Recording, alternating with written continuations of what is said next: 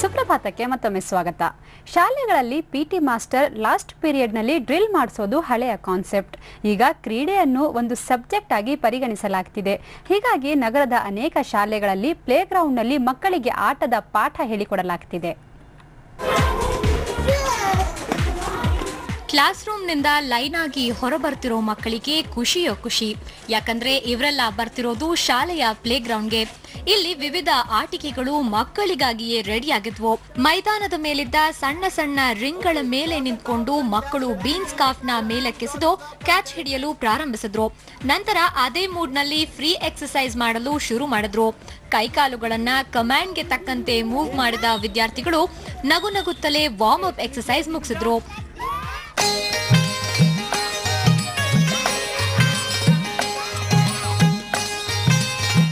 ನಂತರ ತಮ್ಮ game start ಮಾಡಿದ ವಿದ್ಯಾರ್ಥಿಗಳು ಜಿಗ್ಜಾಗ್ ಲೇನ್ ನ ಕ್ರಾಸ್ ಮಾಡ್ತಾ ಓಡಲು ಶುರು ಮಾಡಿದ್ರು. ಆಮೇಲೆ ಚಿಕ್ಕದಾದ ಫೈಬರ್ ಲೇನ್ ಮೇಲೆ ಬ್ಯಾಲೆನ್ಸ್ ಮಾಡಲು ಮುಂದಾದ ಮಕ್ಕಳು ಎದ್ರು ಬಿದ್ರು ಆಟ ಆಡ್ತಾ ಮುಂದೆ ಹೋದ್ರು. ಇನ್ನು ಫೈಬರ್ ರಿಂಗ್ ಒಳಗೆ ನುಸುಳುತ್ತಾ ಎದ್ದೋದ್ರು.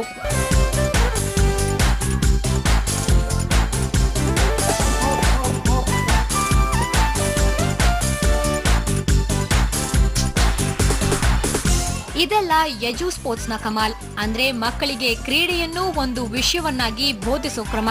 ಬೆಂಗಳೂರಿನಲ್ಲಿ ಸುಮಾರು 9ಕ್ಕೂ ಹೆಚ್ಚು ಶಾಲೆಗಳಲ್ಲಿ ಈ ಕಾನ್ಸೆಪ್ಟ್ ಪರಿಚಯಿಸಲಾಗಿದೆ. ದಿನಕ್ಕೆ ಒಂದು ಪೀರಿಯಡ್ ನಲ್ಲಿ ಮಕ್ಕಳಿಗೆ ಇಂತಹ ಆಟಗಳನ್ನ ಆಡಿಸಲು ಅನುಭವಿ ಶಿಕ್ಷಕರನ್ನು ನೇಮಕ ಮಾಡಲಾಗಿರುತ್ತೆ. We also have life skills in the lesson plan itself. After we do the activity, we actually collect the kids together and we tell them what are the things that they learned from the lesson. Be it sharing, be it leadership, how to face failure. You know, these are things which we believe that the kids learn a lot better when they're on the ground because they're actually practically experiencing all these things. Play ground ಪಾಠದಲ್ಲಿ batch wise ಮಕ್ಕಳು ಬರೋದ್ರಿಂದ ಎಲ್ಲರಿಗೂ ಪ್ರತಿಯೊಂದು ಆಟವನ್ನ ಆಡೋ ಅವಕಾಶ ಸಿಗುತ್ತೆ. ಅಲ್ಲದೆ ಪಠ್ಯಕ್ರಮಕ್ಕೆ ಅನುಗುಣವಾಗಿ ಆಟ ಆಡಿಸೋದ್ರಿಂದ ಮಕ್ಕಳಂತೂ ಸ್ಪೋರ್ಟ್ಸ್ ಪೀರಿಯಡ್ಗೆ ಹಾತೊರಿತಿರ್ತಾರೆ. ಮಕ್ಕಳಿಗೆ ದೇ ಸಿಂಪ್ಲಿ ಎಂಜಾಯ್, ತುಂಬಾ ಇಷ್ಟ. ಯಾಕಂದ್ರೆ ಕ್ಲಾಸ್ ರೂಮಲ್ಲಿ ಏನು ಹೇಳ್ತಾ ಇದ್ದೀವೋ ಅದೇ ಎಕ್ಸ್ಟೆನ್ಷನ್ ಪ್ಲೇ ಗ್ರೌಂಡಲ್ಲಿದೆ. ಸ್ಪೋರ್ಟ್ಸ್ ಪೀರಿಯಡ್ ಅಂತ ಅವ್ರಿಗೆ ಎಡ್ಯೂ ಸ್ಪೋರ್ಟ್ಸ್ ಅಂತ ಗೊತ್ತಾಗ್ತಾ ಇಲ್ಲ, ಸ್ಪೋರ್ಟ್ಸ್ ಪೀರಿಯಡ್ ಅಂತಾನೆ ಗೊತ್ತಾಗುತ್ತೆ ಅವ್ರಿಗೆ. So what ever is learning is being taught in class, alphabets for example, letters ನೋಡಿ, ಅದೇ ಎಕ್ಸ್ಟೆನ್ಷನ್ ಸ್ಪೋರ್ಟ್ಸ್ ಸೆಷನಲ್ಲಿ ಪ್ಲೇ ಗ್ರೌಂಡಲ್ಲಿ ಪ್ಲೇ ಕಾರ್ಡ್ಸ್ ಇದೆ, ಫ್ಲ್ಯಾಶ್ ಕಾರ್ಡ್ಸ್ ಇದೆ, ಅದರಲ್ಲಿ ಟೈಮರ್ ಇಟ್ಟು ಗೇಮ್ ಆಗಿ ಮಾಡಿದರೆ same concept of letters introduce in the play ground.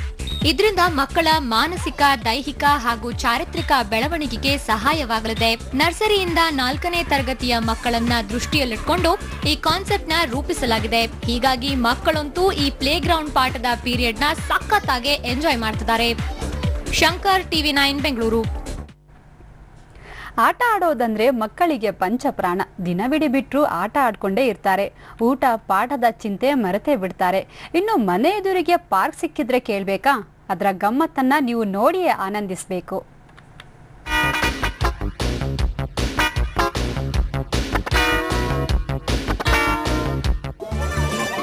ಇದು ಚಿಣ್ಣರ ಲೋಕ, ಮಕ್ಕಳ ಬೃಂದಾವನ. ಬಿಟಿಎಂ ಬಡಾವಣೆಯಲ್ಲಿರೋ ಕೆಎಎಸ್ ಕಾಲೋನಿಯ ನೂತನ ಮಕ್ಕಳ ಆಟದ ಪಾರ್ಕ್. ನಮ್ಮ ಬಡಾವಣೆಯಲ್ಲಿ ಪಾರ್ಕಿನ ಅಗತ್ಯವಿದೆ ಅಂತ ಸ್ಥಳೀಯರು ಬಿಬಿಎಂಪಿಯವರಿಗೆ ಹೇಳಿದ್ದೇ ತಡ. 3 ತಿಂಗಳಿಗೆ ಪಾರ್ಕ್ ರೆಡಿಯಾಗಿದೆ. ಮಕ್ಕಳಿಗಂತೂ ಈ ದಿನ ಮರೆಯಲಾಗದ ದಿನವಾಗಿತ್ತು. ಮನೆ ಅಂಗಳದಲ್ಲಿ ಆಡೋದಕ್ಕೆ ಜಾಗ ಸಿಕ್ಕಿರೋದಕ್ಕೆ ಮಕ್ಕಳು ಫುಲ್ ಖುಷ್ ಆಗಿದ್ರು.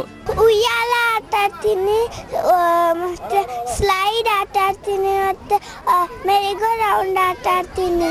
1500 ಅಡಿ ವಿಸ್ತೀರ್ಣದಲ್ಲಿರುವ ಪಾರ್ಕ್ನಲ್ಲಿ ಜಾರುಬಂಡಿ, ಮೆರಿಗೋ ರೌಂಡ್, ಉಯ್ಯಾಲೆ, ಬಾತುಕೋಳಿ ಉಯ್ಯಾಲೆ ಸೇರಿದಂತೆ ವಿವಿಧ ಆಟಿಕೆಗಳಿವೆ. ಹೊರಾಂಗಣ ಆಟದಿಂದ ವಂಚಿತರಾಗಿದ್ದ ಮಕ್ಕಳು ಇಂತಹ ಪಾರ್ಕಿಗಾಗಿ ಬಹಳ ದಿನಗಳಿಂದ ಕಾದಿದ್ರು. ಈಗ ಪುಟಾಣಿಗಳ ಕನಸು ನನಸಾಗಿದೆ. ತಮ್ಮ ಮಕ್ಕಳು ಪಾರ್ಕ್ನಲ್ಲಿ ಕುಣಿದು ಕುಪ್ಪಳಿಸೋದನ್ನ ಕಂಡು ಪೋಷಕರು ಕೂಡ ಎಂಜಾಯ್ ಮಾಡ್ತಿದ್ದಾರೆ. ತುಂಬ ಖುಷಿಯಾಗುತ್ತೆ. ಒಳ್ಳೊಳ್ಳೆ ಫೆಸಿಲಿಟೀಸ್ ಇದೆ, ಹೊಸ ಥರ ಆಟ ಆಡೋ ಇದೆಲ್ಲ ಇದೆ. ಮಕ್ಕಳಿಗಂತ 1.5 ವರ್ಷ ನನ್ನ ಮಗ, he likes it a lot. ತುಂಬ ಖುಷಿ ಆಯಿತು, ಒಳ್ಳೆ ಪಾರ್ಕ್ ಆಯಿತು ಇದು. ಒಟ್ನಲ್ಲಿ ಪಾರ್ಕ್ ನಿರ್ಮಾಣದಿಂದಾಗಿ ಮಕ್ಕಳಿಗೆ ಸ್ವರ್ಗವೇ ಕೈಗೆ ಸಿಕ್ಕಂತಾಗಿದೆ. ತಮ್ಮ ಸುತ್ತಮುತ್ತಲಿನ ಲೋಕವನ್ನ ಮರೆತು ಆಟದಲ್ಲಿ ಮಗ್ನರಾಗಿದ್ದಾರೆ. ಈ ಕ್ಷೇತ್ರದ ಶಾಸಕರಾದ ರಾಮಲಿಂಗಾರೆಡ್ಡಿ ಮಕ್ಕಳ ಪಾರ್ಕ್ ಅನ್ನ ಇವತ್ತು ಉದ್ಘಾಟಿಸಿದ್ರು. ಸ್ಥಳೀಯರ ಮನವಿಗೆ ಸ್ಪಂದಿಸಿ ತಕ್ಷಣ ಪಾರ್ಕ್ ನಿರ್ಮಿಸಿಕೊಟ್ಟ ಬಿಬಿಎಂಪಿಯ ಕಾರ್ಯಕ್ಕೆ ಮೆಚ್ಚುಗೆ ಮಾತುಗಳು ಕೇಳಿ ಬರ್ತಿವೆ. ಶೋಭಾ ಜೋಜಿಗ, TV9 ಬೆಂಗಳೂರು. ಇದು ಈ ಹೊತ್ತಿನ ಪ್ರಮುಖ ಸುದ್ದಿ. ಈಗ ಬೌಂಡರಿ ಲೈನ್ ಪ್ರಸಾರವಾಗುತ್ತೆ. ನಿರಂತರ ಸುದ್ದಿಗಾಗಿ ನೋಡ್ತಾ ಇರಿ TV9.